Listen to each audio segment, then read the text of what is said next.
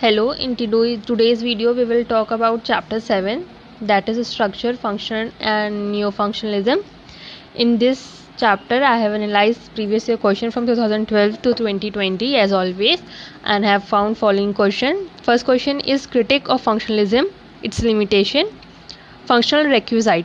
These both are the same question asked in different ways. Third question is similarity and difference between structure and neo-functionalism, structural functionalism and neo-functionalism. Fourth question is thesis of neo-functionalism. First of all, in this question, any of the question asked define functionalism that we have discussed previously. After that, we will start answer of the following questions. In 1930s, functionalism emerged, as we have already know. In 1930s to 1960s, functionalism was unchallenged in USA. There was no criticism of functionalism till 1960s. At the end of 1960s, functionalism was criticized. George Ritzer, he is a sociologist, argues that functionalism witnessed its decline in mid-1960s and by mid-1980s, efforts were made to revive the theory and overcome its difficulties. Criticism of functionalism were as follows. Firstly, there was no importance of an individual. It contained no sense of agency, that individuals are seen as puppets. There is no room for social change. Critics also argue that functionalism is unable to explain social change because it focuses so intensely on social order and equilibrium in society. Third, too much focus on integration was given, giving too far much weight to integration and consensus and neglecting interdependence and conflict. It is also seen that it did not deal with adequately with history. Inherently, it was ahistorical. It does not deal with contemporary process of change. It was unable to deal with conflicts. It devoid of dynamism and creativity. It was inherently teleological. It's dysfunctional, and functionalism belief in single theory is an illusion. Society is fast changing. So we can say that functionalism is not a single theory. It was just an illusion. Society does not operate systematically due to several change occurring within. Conflict among group is never ending, thus society is not stable. This theory emphasizes on functional aspect and ignored dysfunctional. So you can see that there was inter theories among functionalism. Change is not always slow and gradual. It sometimes are rapid and revolutionary. As you can say that during this period only, during the COVID-19 period, the changes is very fast and rapid from our education to many social processes. Highlight solidarity and value consciousness but are not found in modern society. We can also see other criticisms that are as follows. Functionalism is abstract and general. It means that it is concrete and empirical. It only talked about generally and not any specific matter.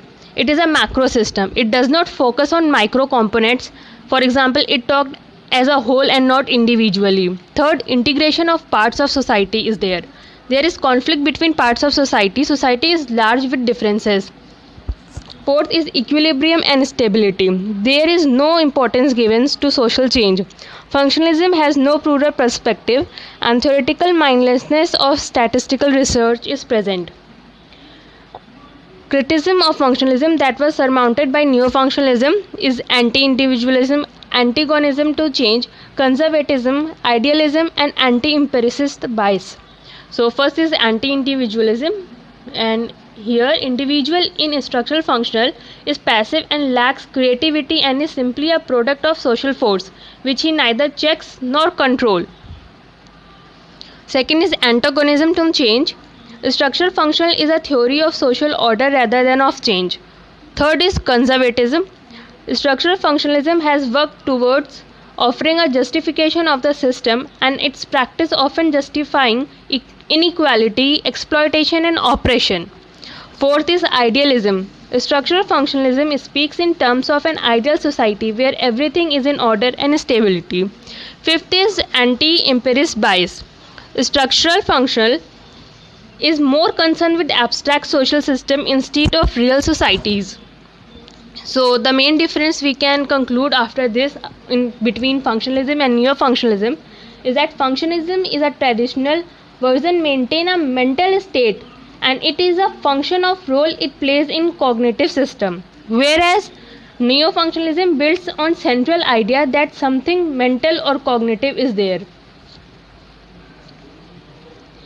Now we will see thesis of neo-functionalism.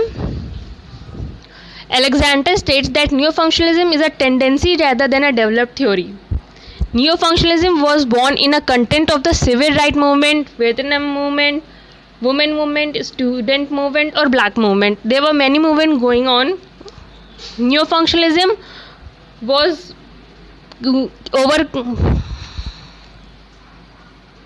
Neo-functionalism as a theory rise because it overcome all the criticism of a functionalism. Neo-functionalism describe and explain the process of regional integration with reference to how causal factors interact with another. In 1985, Jeffrey C. Alexander introduced the term neo-functionalism. According to Ernest, he was a sociologist, Ernest Hans, he is also known as father of neo-functionalism. Integration was the process whereby political actors in several distinct national settings are persuaded to shift their royalty. Parson gave rise to neo-functionalism first in Germany and then in USA. Neo-functionalism aims at merging certain aspects of functionalism with those better developed critical approaches which have stood the test of time.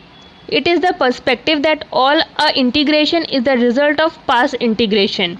It may be used to literally describe social theory. So we will see here. So we have seen that Parson work gave to rise to neo-functionalism theory, and when Niklas Luhmann and Jürgen Habermas met Parson, Niklas developed a sociological approach that combined certain aspects from Parson's structural functionalism with general system theory. He did not follow him uncritically. So Niklas Luhmann was a German sociologist. We have seen emergence of neo-functionalism in two ways. First is revival in Germany and second is revival in USA, as we have talked. Just now we are talking about revival in Germany. So continuing, Luhmann improve upon Parsons' functionalism and argue that modern society is not a single social system but several systems. He sees Parsons' theory as missing concept of self-reference and complexity. Distinction between risk and potential harm and threat. Chief task of social system is to reduce complexity, which brings more choices and more possibility. Distinction risk and potential harm or threat. First is primitive society, people were threatened by danger, and modern society people are threatened by risk caused by dependency on decision maker. Niklas Luhmann agreed with Parson about the option available to individual as concrete human being. He moved individual out of social system societal environment which is more complex and less restrictive, freedom for irrational and immoral behavior. So Habermas moved with Parson. He early criticized him but later accorded a place to cultural, social and personality system in his theory. He also gave Parson concept of self-regulating system. Now we will see revival of neo-functionalism in United States of America. Jeffrey Alexander and Paul Colmy in 1990 defined neo-functionalism as below. Neo-functionalism is a self-critical strand of functional theory that seeks to broaden functionalism intellectual scope while retaining its theoretical core. The prime objective of Alexander was to synthesize the classical theory available in sociology. He developed a new theoretical exercise based on post-positivism. He logically linked theory and empiricism. Foundation for the improvement of functionalism was established with Alexander's 4-volume book, that is Theoretical Logic in Sociology. They aim to create more synthetic theory. Alexander emphasized that neo-functionalism should be considered to a lesser extent as a theory and more as wide-ranging intellectual tendency or movement. Now we will see merits and demerits of neo-functionalism. Neo-functionalism includes everything. Functionalism lagged. Second, major concern are on cultural practices, norms and values of society. Third, it was non-normative, tried to explain. It remained important for study of international relations. Now, certain demerits were as follows. Alexander suggests sociology should be based on post-positivism that opposed positivism because of reduction in theory to empirical data. Second, Alexander thought it to be grand theory, but Spiritism prevailed about it. On basis of all above information, neo-functionalism can be summarized in two ways. The first is this one. First, neo-functionalism is a multidimensional, that it covers both aspect micro and macro. Firstly, you can understand whatever was the criticism of functionalism, as neo-functionalism overcame all those criticisms, so we can write down all those points here. Second, neo-functionalism views society as pattern determined by plural forces. Third, it integrates micro and macro actions. Fourth, it leads for partial equilibrium of social system. Fifth, tension, that is impersonality, culture and social system is continuous. Sixth, uneven differentiation by social change is abandoned. We can also conclude it as per given in your book. Neo-functionalism is an open pluralistic description of society as whole. Second, an even-handed apportionment when it comes to action versus structure, that is, or action versus order, we can say. Third, integration is viewed as a possibility, deviance and social control are considered realities. Fourth, discernment between personality, culture and society is seen. Differentiation is viewed as the central driving force producing social change.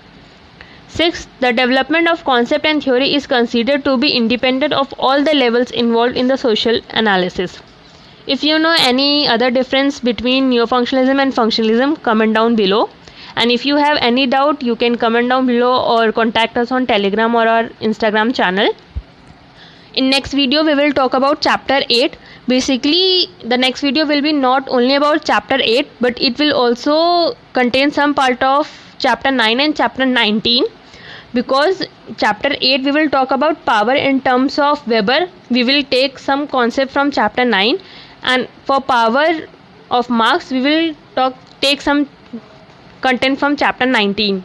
So please comment down below you want a separate video for power of Weber and Marx as chapter 9 and 19, or you want a whole video, so that whole content video, so that you can write a one perfect answer for power in terms of Weber or Marx.